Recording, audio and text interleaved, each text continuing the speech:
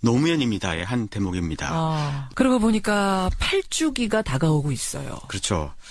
노 대통령을 사랑하는 일반 국민들 가운데는 8년이 지난 지금도 당시 왜 전직 대통령이 죽음을 선택할 수밖에 없었는지 그 진실을 궁금해하는 분들이 많은 것 같습니다. 맞습니다. 특히 그 당시에도요. 정치적 타살이다 이런 얘기가 있었잖아요. 그렇죠. 그러니까 뭐 스스로 목숨을 끊었다는 그 자체에 대한 의혹은 아니고 자살이냐 타살이냐 이런 의혹은 아니지만 네. 누군가 원인을 제공한 게 아니냐 네. 이 말씀이에요. 자, 그렇다면 그 당시 상황을 좀 하나하나 짚어가 볼까요? 먼저 대통령이 퇴임하던 그날로 되돌아가 보겠습니다. 2008년 2월 25일입니다.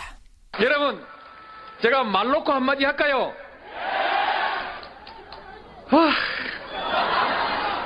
제가 오늘 딱 말 놓고 하고 싶은 얘기 한마디 하겠습니다.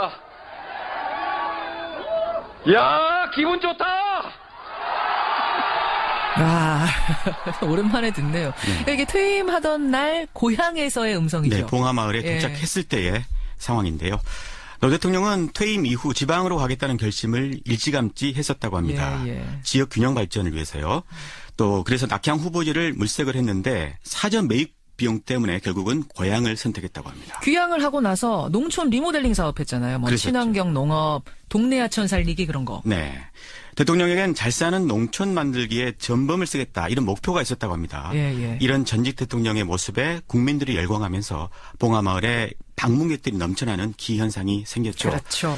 인기 없던 현직 대통령에서 사랑받는 전직 대통령으로 변모해 가고 있었던 겁니다. 저도 그때 이제 시사 프로를 진행하고 있었기 때문에 뭐 생생하게 기억이 나는데 현직 대통령보다 전직 대통령의 인기가 더 많았어요. 그렇습니다. 이명박 대통령은 취임 100일 만에요. 지지율이 25%까지 뚝 떨어졌습니다. 그 무렵에 이 미국산 쇠고기 수입 문제로 전국에 촛불 시위가 번지고 있었던 그 무렵입니다. 네, 그런데 이것이 비극의 씨앗이었습니다. 노 대통령과 참여정부에 대한 이명박 정권의 증오심, 적대감 이런 게 그때부터 시작이 됐다는 건데요. 노 대통령을 보좌했던 김경수 민주당 의원의 이야기입니다. 그러니까 청와대 안에는 정보 보고나 이런 걸 통해서 촛불의 배후가 노무현 대통령 쪽이고 이걸 통해서 뭐 정치적으로 재기를 노리고 있다는 뭐 하여간 그런 정보까지 포함해서 그 안에서는 그게 사실인 것으로 믿고 있다. 그런 얘기를 듣고 오신 분들이 많더라고요. 그 노무현 전 대통령이 전 대통령인데 정치적으로 재기를 할 거다 이런 얘기가 막 돌았다고요? 네, 그렇습니다. 참여정부 인사들에 대한 뒷조사가 그래서 이제 그 뒤부터 이루어졌는데요. 검찰을 동원해서 뒤를 캐기 시작했다는 겁니다. 참여정부 고위 인사의 이야기입니다. 나하고 좀 아까 있던 뭐 기억하는 분들 계좌 뭐 이런 거 뒤져보고 나뿐만 아니라 다들 그렇게 했어 뭐 10만 원까지도 다 뒤졌다니. 이제 중수부에서 딱 오래 들었어 내가. 이게 이 사람 이 증언한 분뿐 아니라 다 그랬다? 그래서 제가 다른 분들에게도 확인을 해봤거든요. 역시나 마찬가지였습니다. 저부터 시작해서 저하고 관계된 모든 사람들의 계좌가 다 까지고 정치적으로 저기를 무력화시킨다라고 하는 그 일련의 과정들을 조직적이고 의도적으로 해왔던 거죠. 소위 이제 그들이 얘기하는 이제 진보좌파의 뿌리를 뽑아버리겠다라고 했던 것이죠. 조직적이고 의도적으로 털었다. 이게 지금 두 사람 다 음성 변조를 한 거죠? 네, 이분들이 한사코 정식 인터뷰는 고사를 했는데요. 다 지난 이야기고 또 문재인 대통령 시대에 이 문제를 들춰내면 또다시 정치적으로 논란을 빚을 수 있기 때문이다. 그래서 음성을 변조해서요. 느낌만 짧게 전해드렸습니다. 그러니까 이분들 얘기를 요약하자면 이명박 정권이 정치보복을 벌였다. 그렇습니다. 그 얘기예요. 그래서 그 무렵에 노 대통령도요. 주변 사람들이 자기 때문에 피해를 볼 수 있으니까 봉하마을로 내려오지 말아달라 이렇게 당부하기도 했다고 합니다. 그러다가 이명박 정권이 노무현 대통령을 직접 겨눴는데요. 그게 바로 국가기록물 사건입니다. 그렇죠. 뭐 생생합니다. 사실 이번 주도 박근혜 청와대의 기록물 때문에 당시 사건들이 다시 언론에 회자가 됐어요. 그렇죠. 당시 사건은 그 대통령 기록관에 이관한 디지털 자료를 노 대통령이 열람할 수 있게 편의를 봐달라 이렇게 요구를 했었는데 자서전 쓰는데 도움 받겠다 이런 거였어요. 그런데 이명박 정부가 거절을 했습니다. 그렇죠. 그래서 하드웨어를 복사해 가져간 거거든요. 이거는 그 노 대통령의 기록물 애착에서 비롯된 측면도 있다고 합니다. 그러니까 대통령은요. 전직 대통령의 기록물이 후대에 활용되도록 법을 만들어서 대통령 기록관을 설립하기까지 했거든요. 예.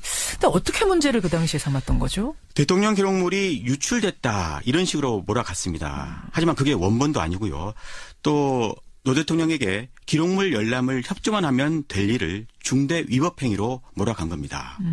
그런데 중요한 거는 이명박 대통령도 이 복사본을 가져가는 것을 애초에는 양해를 했다고 합니다. 그래요. 그러니까 다 알고서도 마치 도둑맞았다 이런 식으로 이슈화를 한 거죠. 다시 김경수 의원의 이야기입니다. 예. 노무현 대통령이 이명박 대통령하고 전화 통화까지 했습니다. 이 내용으로. 그때 통화한 기록이 녹취록으로 다 남아 있어요. 그렇게 통화해놓고는 그 다음에 이제 언론을 통해서 또 그런 식으로 공격하고 해서 기록물이라고 하는 걸 이지원이라고 하는 걸 자신들의 정치적으로 궁지에 몰려있는 상황을 탈출하기 위한 도구로 하려고 한 거죠. 그러니까 처음부터 아예 안 된다 했으면 안 가져갔을 텐데 된다 해서 가져갔는데 나중에 돼서 도둑 맞았다. 문제 삼은 거죠. 뒤통수를 치는 식이 되니까 이게 결국은 대통령 망신 주기 하려고 그런 거 아니냐 이렇게 보는 거예요? 그렇습니다. 결국에 백기를 든 거는 노 대통령이었죠. 이 문제 때문에 비서진들이 줄줄이 검찰에 소환이 됐지만요. 나중에 한 명도 기소되지가 않았습니다. 그래요. 비극의 시작은 그 다음부터인데요. 대통령과 친분이 있는 기업들에 대한 세무조사가 시작이 된 겁니다. 국세청이 사실 마음먹고 기업을 털면 안 털릴 기업은 없다. 이게 삼척동자도 알 일일 겁니다. 그렇죠. 대통령이 훗날 유서에 이렇게 썼는데요. 나로 말미암아서 여러 사람이 받은 고통이 너무 크다. 이렇게 썼던 게 바로 이런 걸 말하는 것이었을 겁니다. 보복성 세무조사에 나섰다. 이게 그러니까 언제쯤이죠? 2008년 7월, 그러니까 퇴임 5개월 만이었습니다. 노 대통령의 후원자로 알려진 박연차 태광실업 회장이 이 타겟이었는데요. 그렇죠. 그해 12월부터 박 회장과 노 대통령의 형 노건평 씨가 이제 구속이 되기 시작을 했습니다. 이어서 조카 사위인 연철호 씨, 또 권양숙 여사, 아들인 건호 씨까지 줄줄이 소환이 됐습니다. 혐의는요.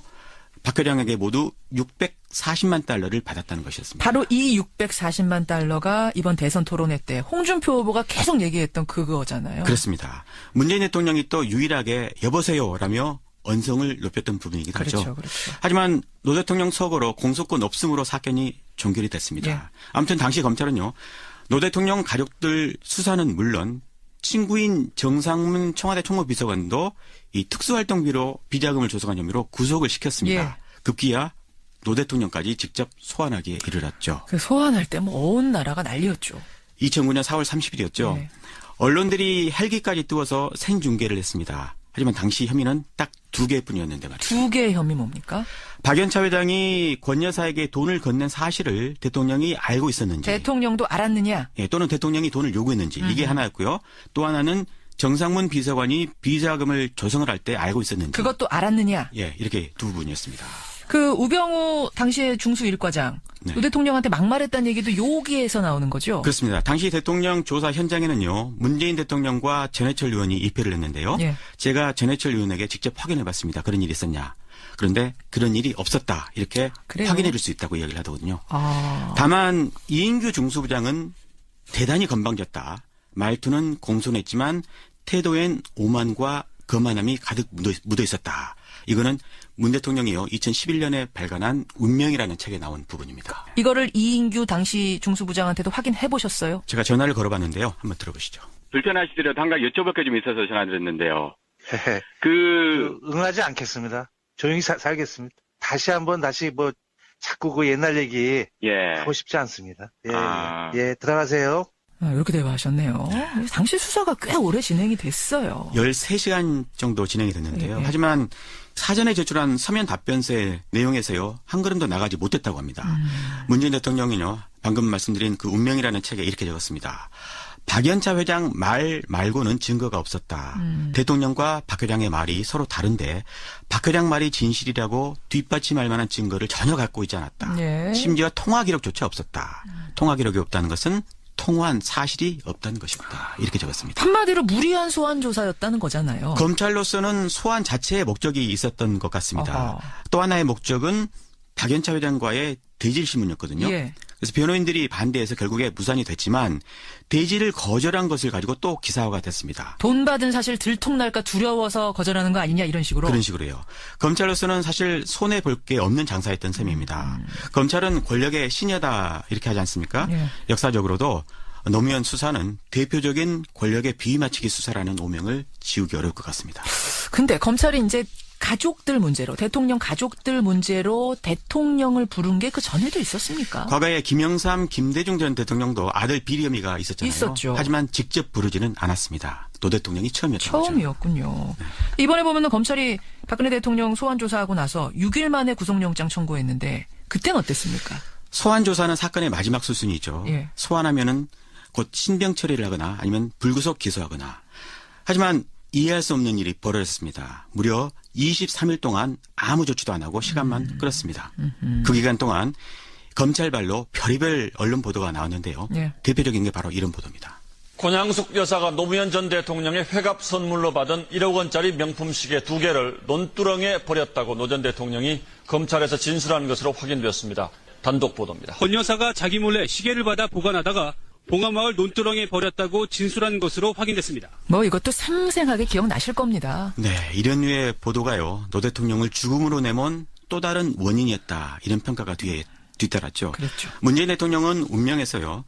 사법 처리까지 여의치 않으니 언론을 통한 망신주기 압박으로 굴복을 받아내려는 것 같았다. 언론은 기꺼이 공범이 됐다. 이렇게 적었습니다. 언론이 공범이 됐다. 네, 방금 논두렁 보도요. 이거 오보입니다. 오보죠. 그 오보에 국정원이 공작을 했다. 이런 게 이제 이인규 중수부장의 발언으로 언론에 보도가 됐던 게 있었거든요.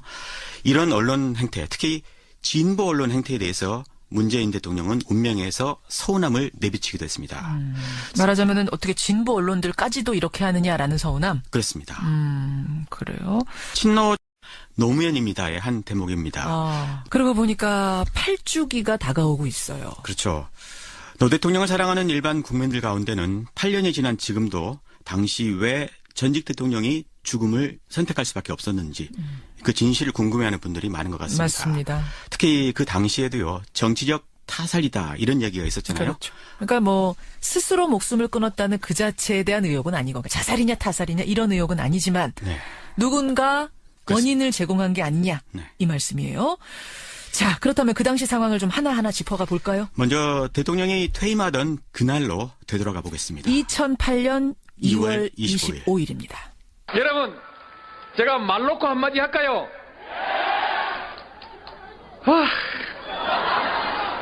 제가 오늘 딱 말 놓고 하고 싶은 얘기 한마디 하겠습니다. 야, 기분 좋다! 와, 오랜만에 듣네요. 네. 이게 퇴임하던 날 고향에서의 음성이죠. 네, 봉하마을에 도착했을 때의 상황인데요. 노 대통령은 퇴임 이후 지방으로 가겠다는 결심을 일찌감치 했었다고 합니다. 지역 균형 발전을 위해서요. 또 그래서 낙향 후보지를 물색을 했는데 사전 매입 비용 때문에 결국은 고향을 선택했다고 합니다. 귀향을 하고 나서 농촌 리모델링 사업했잖아요. 뭐 친환경 농업, 동네 하천 살리기 그런 거. 네. 대통령에겐 잘 사는 농촌 만들기에 전범을 쓰겠다 이런 목표가 있었다고 합니다. 이런 전직 대통령의 모습에 국민들이 열광하면서 봉하마을에 방문객들이 넘쳐나는 기현상이 생겼죠. 그렇죠. 인기 없던 현직 대통령에서 사랑받는 전직 대통령으로 변모해 가고 있었다. 저도 그때 이제 시사 프로를 진행하고 있었기 때문에 뭐 생생하게 기억이 나는데 현직 대통령보다 전직 대통령의 인기가 더 많았어요. 그렇습니다. 이명박 대통령은 취임 100일 만에요. 지지율이 25%까지 뚝 떨어졌습니다. 그 무렵에 이 미국산 쇠고기 수입 문제로 전국에 촛불 시위가 번지고 있었던 그 무렵입니다. 네, 그런데 이것이 비극의 씨앗이었습니다. 노 대통령과 참여정부에 대한 이명박 정권의 증오심, 적대감 이런 게 그때부터 시작이 됐다는 건데요. 노 대통령을 보좌했던 김경수 민주당 의원의 이야기입니다. 그래서 하드웨어를 복사해 가져간 거거든요. 이거는 그 노 대통령의 기록물 애착에서 비롯된 측면도 있다고 합니다. 그러니까 대통령은요. 전직 대통령의 기록물이 후대에 활용되도록 법을 만들어서 대통령 기록관을 설립하기까지 했거든요. 근데 어떻게 문제를 그 당시에 삼았던 거죠? 대통령 기록물이 유출됐다 이런 식으로 몰아갔습니다. 하지만 그게 원본도 아니고요. 또 노 대통령에게 기록물 열람을 협조만 하면 될 일을 중대 위법 행위로 몰아간 겁니다. 그런데 중요한 거는 이명박 대통령도 이 복사본을 가져가는 것을 애초에는 양해를 했다고 합니다. 그래요? 그러니까 다 알고서도 마치 더듬어졌다 이런 식으로 이슈화를 한 거죠. 다시 김경수 의원의 이야기입니다. 예. 노무현 대통령이 이명박 대통령하고 전화 통화까지 했습니다. 이 내용으로. 그때 통화한 기록이 녹취록으로 다 남아 있어요. 그렇게 통화해놓고는 그 다음에 이제 언론을 통해서 또 그런 식으로 공격하고 기록물이라고 하는 걸, 이지원이라고 하는 걸 자신들의 정치적으로 궁지에 몰려있는 상황을 탈출하기 위한 도구로 적이고 의도적으로 해왔던 거죠. 소위 이제 그들이 얘기하는 이제 진보좌파의 뿌리를 뽑아버리겠다라고 했던 것이죠. 조직적이고 의도적으로 털었다. 이게 지금 두 사람 다 음성 변조를 한 거죠? 네, 이분들이 한사코 정식 인터뷰는 고사를 했는데요. 다 지난 이야기고 또 문재인 대통령 시대에 이 문제를 들춰내면 또다시 정치적으로 논란을 빚을 수 있기 때문이다.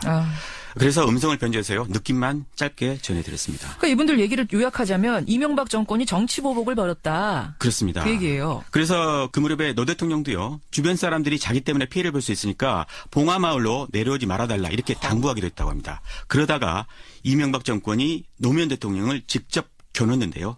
그게 바로 국가기록물 사건입니다. 그렇죠. 생생합니다. 사실 이번 주도 박근혜 청와대의 기록물 때문에 당시 사건들이 다시 언론에 회자가 됐어요. 그렇죠. 당시 사건은 그 대통령 기록관에 이관한 디지털 자료를 노 대통령이 열람할 수 있게 편의를 봐달라 이렇게 요구를 했었는데 자서전 쓰는데 도움 받겠다 이런 거였어요. 예, 그런데 이명박 정부가 거절을 했습니다. 그렇죠. 청와대 안에는 정보 보고나 이런 걸 통해서 촛대 배후가 노무현 대통령 쪽이고 이걸 통해서 정치적으로 재기를 노리고 있다는 하여간 그런 정보까지 포함해서 그 안에서는 그게 사실인 것으로 믿고 있다. 그런 얘기를 듣고 오신 분들이 많더라고요. 그 노무현 전 대통령이 전 대통령인데 정치적으로 재기를 할 거다 이런 얘기가 막 돌았다고요? 네, 그렇습니다. 참여정부 인사들에 대한 뒷조사가 그래서 이제 그 뒤부터 이루어졌는데요. 예. 검찰을 동원해서 뒤를 캐기 시작했다는 겁니다. 참여정부 고위 인사의 이야기입니다. 나하고 좀 가까웠던 기억하는 분들 계좌 이런 거 뒤져보고 나뿐만 아니라 다들 그렇게 했어 10만 원까지도 다 지졌다니. 이제 중수부에서 딱 오래 들었어 내가. 이게 이 사람 이 증언한 분뿐 아니라 다 그랬다? 그래서 제가 다른 분들에게도 확인을 해봤거든요. 예. 역시나 마찬가지였습니다. 저부터 시작해서 저하고 관계됐던 모든 사람들의 계좌가 다 까지고 정치적으로 저기를 무력화시킨다라고 하는 그 일련의 과정들을